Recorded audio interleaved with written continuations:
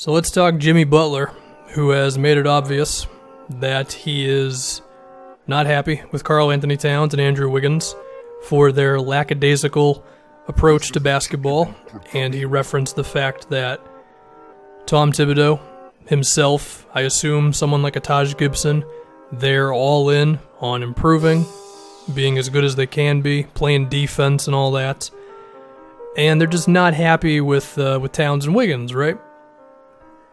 Now, Jimmy Butler's basically just saying what everybody else has been saying about Towns and Wiggins.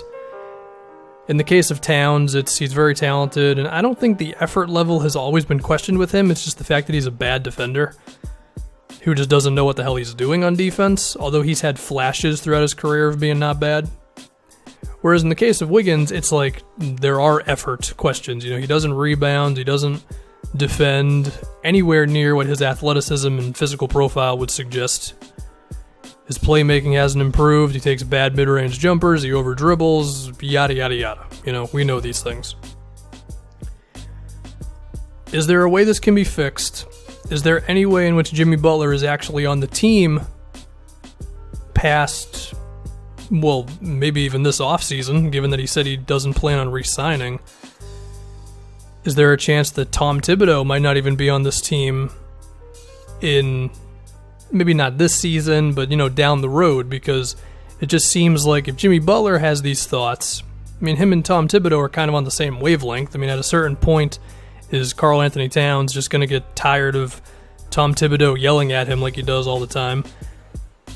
And given that Jimmy Butler has already had problems with Towns, you know, it just seems like it might be a similar thing with Tibbs. But the thing is, of course, in the NBA, star player always wins, okay?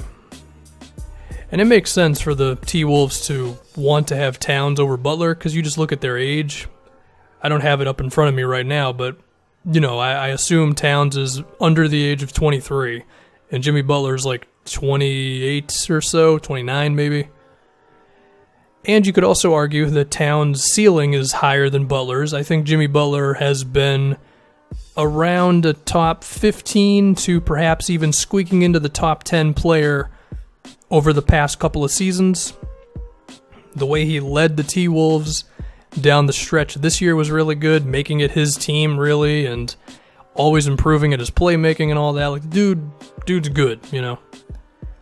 But you could argue that Towns' offensive ceiling is so high that by the time he's 25 or 26, he may end up being better, because you have a guy who can post up, and he's been one of the best post-up players in the league.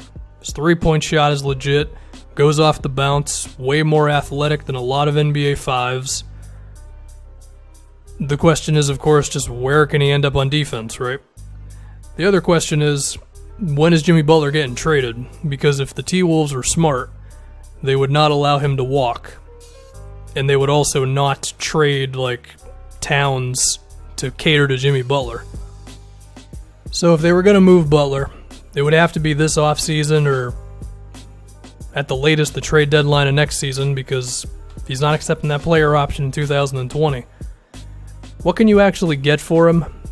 Well, I think you would want to get players who can kind of help you out right now. Ideally, good defenders. Like, I think Minnesota had the right idea with acquiring someone like a Jimmy Butler, you know, a veteran who can play defense and help Towns and Wiggins right now, because, I mean, Wiggins is 23. I now have the ages in front of me. Towns is 22 currently, probably going to be 23 next season. I think that's old enough to where you have to worry about winning now. You know what I mean? Not in the sense of like trading every first-round pick that you have, but in the sense of giving these two actual teammates and maximizing the opportunity for those two to grow into really good players, I guess. Now, I'll be honest, I don't know what the actual trade would be, because while there are many teams that would love to have Jimmy Butler, and I think a lot of those teams are like pretty good teams that are looking to get to the next level. So someone like Toronto or Portland or the Lakers,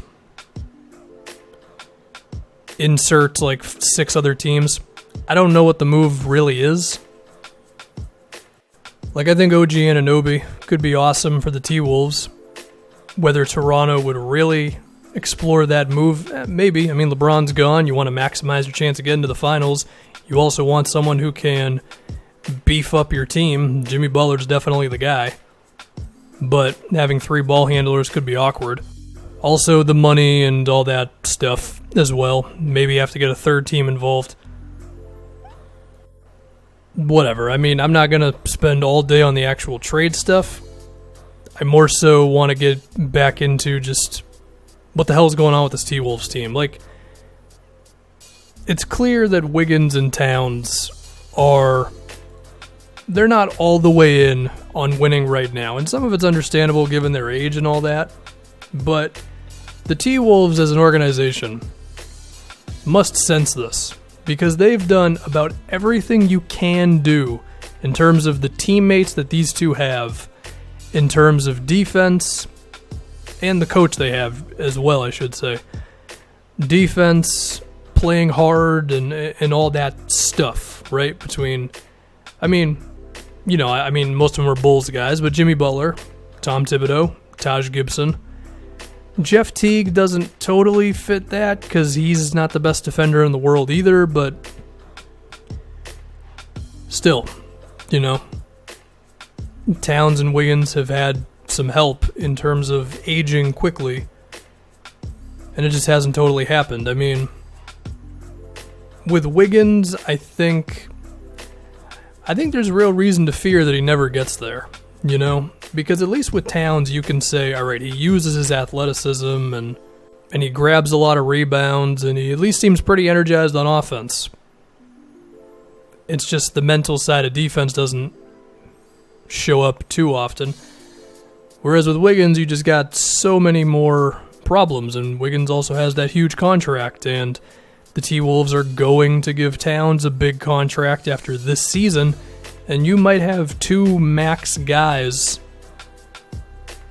Well, to be fair, Wiggins' contract is not a max by the right now standards, so they're saving some money there, but still, you're going to have 2 guys making a whole lot of money who could be in their mid-20s, and the talent is certainly there, but all that extra oomph is not totally there. And if that's the case, I mean, at a certain point, Thibodeau just may be like, screw this, you guys aren't going to ever get it, so I'm out. He seems like the type of coach who would do that. Or I could see him being the type of coach who would just never give up on it. But in his attempts to never give up, he just grows to being disliked by these two. And then, he would probably be forced out at that point. I mean, I don't know, Minnesota's in this awkward position right now where they could be choosing Towns and Wiggins over pretty much anything else, because that's the status quo of the NBA. And then at the end of it all, they just have these 2 players who were never totally worth it in the end. Now, I give Towns a decently better chance than I do of Wiggins, but it's on the table right now, So hopefully these 2 figure it out.